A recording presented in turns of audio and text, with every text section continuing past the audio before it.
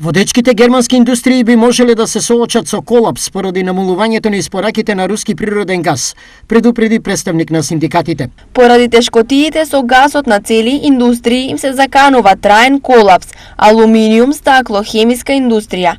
Таков колапс би имало огромни импликации на целата економија и работните места во Германија.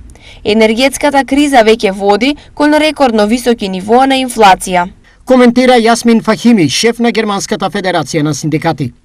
Македонија во безмолку секој сегмент е тесно поврзана со германската економија, па затоа е и загрижена реакција.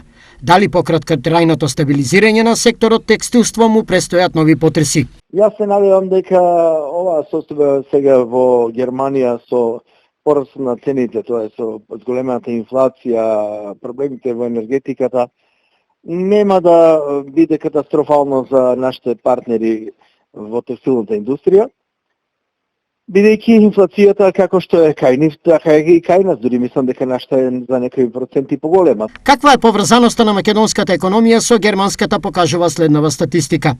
Во 2021 година помеѓу двете земји беше остварена трговска размена во вредност од 4,7 милиарди евра.